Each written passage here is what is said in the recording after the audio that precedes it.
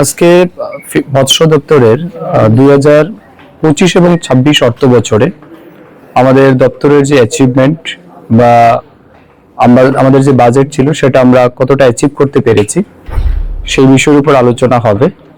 এবং 2026 এবং 27 অর্থ বছরের এটা ফার্স্ট আমাদের রিভিউ মিটিং হচ্ছে স্টেট লেভেল। আপনারা জানেন এটা আমাদের রুটিন ওয়ার্ক, প্রতি বছর আমরা অ্যাটলিস্ট দুটো রিভিউ মিটিং করার চেষ্টা করি। তো এই বছরে এটা ফার্স্ট টাইম আমাদের স্টেট লেভেল রিভিউ মিটিং হচ্ছে। সামনের মাস থেকে আমরা জেলা ভিত্তিক রিভিউ মিটিং এ যাব। তো আজকে রিভিউ মিটিং এর সিদ্ধান্ত হবে, আলোচনা হবে গত ফিনান্সিয়াল ইয়ারে আমাদের কতটা অ্যাচিভমেন্ট হয়েছে, আমাদের কোন কোন জায়গাতে আমাদের ঘাটতি ছিল, এর বাইরেও রাজ্যে মাছের যে চাহিদা যেটা রয়েছে সেটা পূরণ করতে আমরা কতটা সচেষ্ট হয়েছি, আরো কতটা ঘাটতি রয়েছে, সমস্ত বিষয়ের উপর আলোচনা হবে।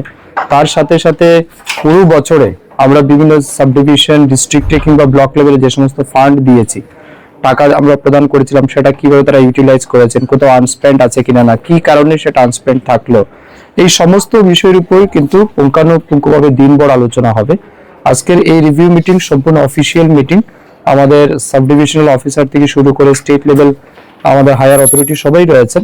তো আমরা একটা কম্প্রিহেন্সিভ আলোচনা করব এবং আমার বিশ্বাস গত বছরও কিন্তু আমরা মৎস্য দপ্তরে এই বা ত্রিপুরা রাজ্যে আমরা কিন্তু অনেকটাই ভালো কাজ করতে পেরেছি, আমাদের সাফল্য অনেকটাই আছে।